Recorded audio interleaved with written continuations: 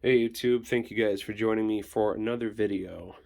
This is Living History Militaria, and today we'll be showcasing all of my recent finds over the past couple weeks.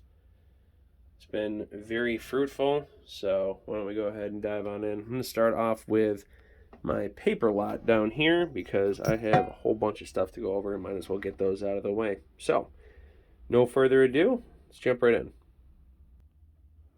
So right here, I got some press photos. I already have a couple related to this topic, actually.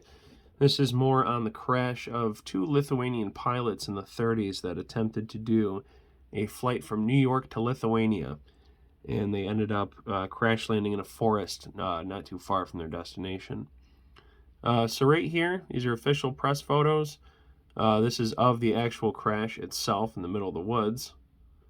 And right down here is a different view. And here we are in the funeral procession. Pretty cool, going down the main street. And the transportation of the bodies from the church into the hearse.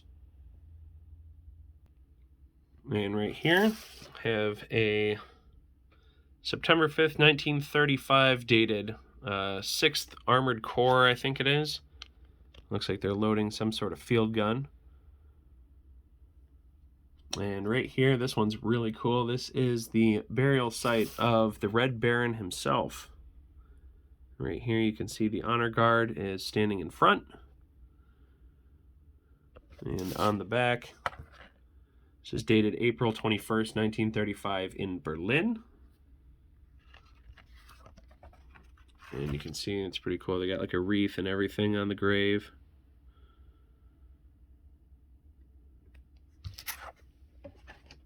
And as a freebie, this was thrown in. This right here is a hippopotamus, and probably one of the weirder pictures that I have in my collection. If we look on the back here, roughly translated, this is basically a hippopotamus that was shot in the Nile River, and I don't think that this one has a date on it, but it says that it is close to about 3,000 pounds. So that was a really cool little surprise there with the other ones. This one might be my favorite out of the group, though. This one is of a B-26 Marauder bomber plane on a bombing run over Germany. It's really cool. On the back, gives some description, and this particular bomber belongs to, let me check my notes here. This is the 387th Bombing Group and the 556th Bombing Squadron, noted by the FW here near the fuselage, also known as Shooting In. That was the little nickname for them. So that's pretty cool that it's identified and whatnot. So got those, and I have a little parcel receipt here. It's pretty cool. I get these thrown in every couple orders, which I got about 4 or 5 of these. These are pretty cool. Got 2 postcard size pictures here on a mountain of wallet size ones. This one right here is a group of German officers at the King Johann Memorial in Dresden. That's pretty cool. On the back, it is dated 1935. And this one is actually a World War I era postcard. The date is kind of faded off up here. It looks like it says November or something. It says, "Dear friend Olive, a view from the top of Lookout Mountain." And I can't remember what it says right there. The something standing at the right nearly pushed me off. It would not be a bad fall, though, only a fall of 1,700 feet. This is, I think, as close as I'll ever get to heaven. It was above the clouds. Can see into 7 states from here on a clear day. This rock is not fastened. Signed, Doc.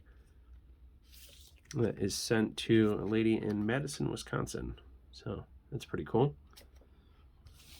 Right here, moving on to some wallet-sized photos and some smaller ones. We have a Luftwaffe officer right here, sitting in the car, smoking a cigarette.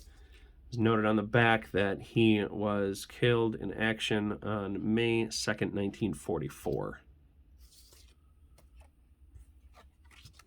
Right here, got a column of German soldiers moving up to the front. Got a couple on bicycles right here with their gear on it, which is pretty cool. Have a group of German soldiers standing in front of some sort of really big truck. Looks like winter time, beginning of winter time. Right here, this is a pretty powerful photo. This is a Madonna statue standing what looks to be undamaged amongst the ruins of a cathedral or a church. And on the back, well, in the same sleeve, but 2 pictures, I have a group of German soldiers here holding a shell in the front. It says, "For Tommy." Pretty cool photo. And I've got a couple of related pictures right here. These are Soviet pictures. These are of the same group. And these were taken in, I think it's Debrecen or Debrecen, Eastern Hungary. And this one in particular is taken at the front of the Dairy Museum. And I think the rest of these are near Kossuth Square, which was the site of Bloody Thursday, I believe it was, in the 1950s. So, pretty cool little lot there. And next, I'm going to go over some of my smaller items. Right up here, we got a couple of still preserved gauze.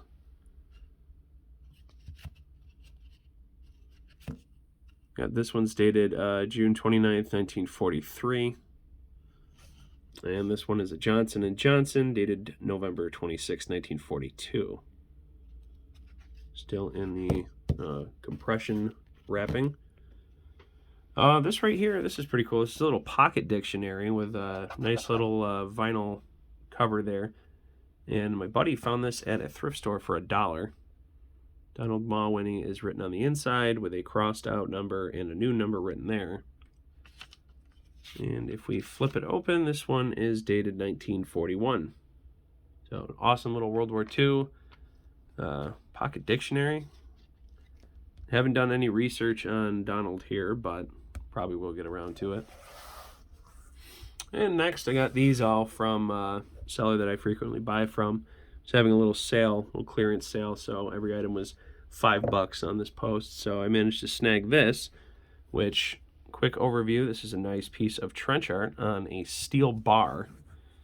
Well, maybe not steel, I'm not sure what metal it is, but pretty thick piece and pretty heavy too.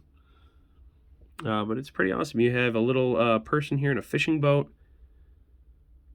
And then you scroll up, you got some trees, a little village, and hillsides, and a little farm. So, nothing else, no dates or anything like that. Just a cool piece of trench art. This was found in a Foot Locker, a GI's Foot Locker, from what I was told. And up here, got a nice little whistle, military, inscribed on the front. Made in USA, is a little faded. You can see that on the back. And it's got a cork ball. So possibly World War I to World War II era. I'm not too sure on that one. And another 50 cal Frankfurt Arms 1944 head stamp.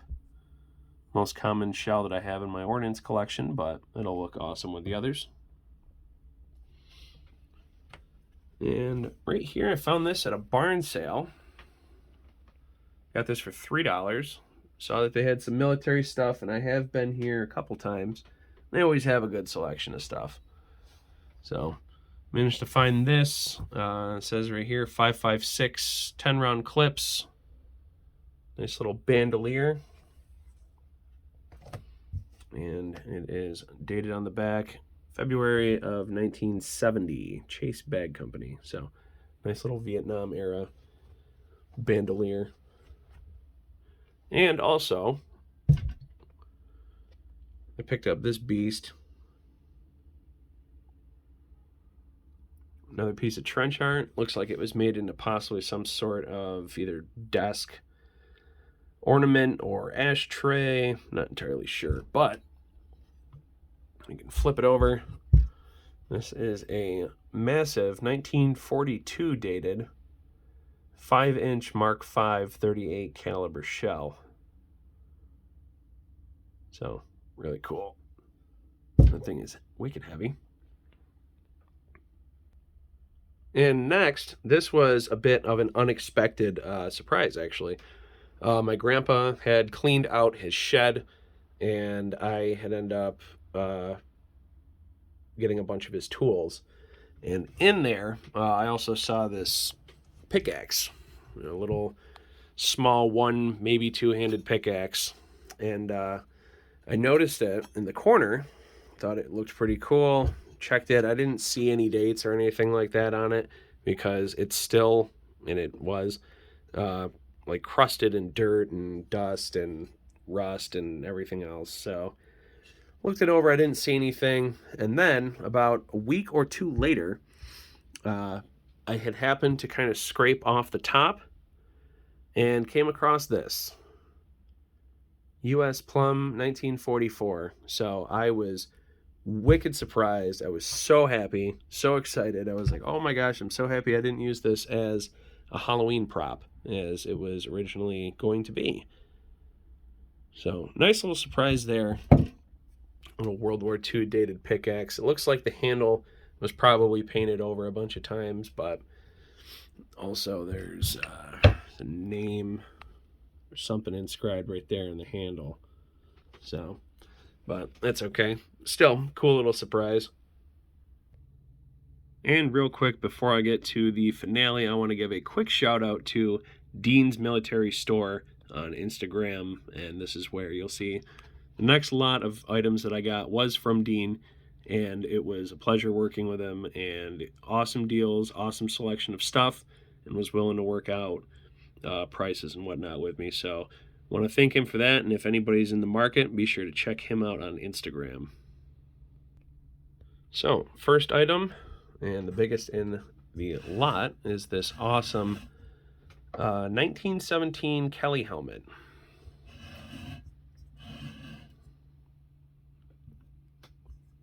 Flip it over. It does not have a chin strap, and it does not have the liner. Still has the bales attached to it, though. They do not move. Those are pretty much frozen in place. And it looks like there is a maker's stamp up here. I can't exactly tell what it is, though, but there is evidence of some sort of numbers or letters stamped right in there. So that'll look good with these two. And I have another one of these coming in the mail very shortly, so I'll be sure to do a video on that one. And next right here, we have this awesome early pattern with the J hook here. Arasaka Type 30 bayonet.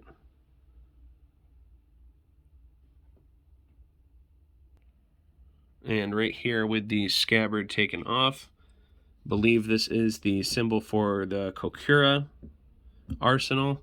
A little bit of pitting on the blade. Overall in awesome shape though. No nicks or divots or anything like that in the blade itself. Handle down here still has all the pieces. A little crack in there.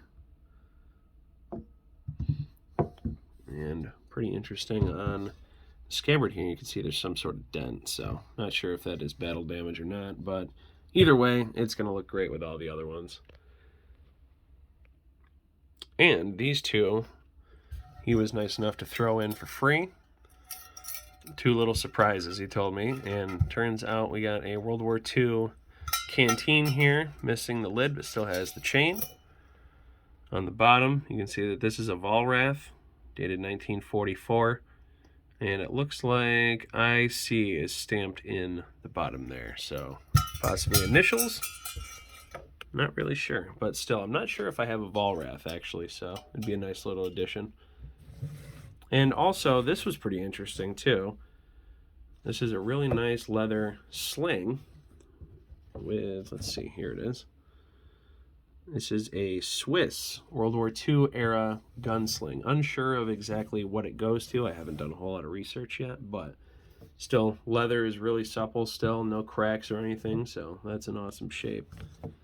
And that is all I have for you guys for today. So I want to thank you guys again for sticking with me. And again, go check out Dean's Military Store on Instagram if you guys are in the market for anything. And I will see you guys in the next video.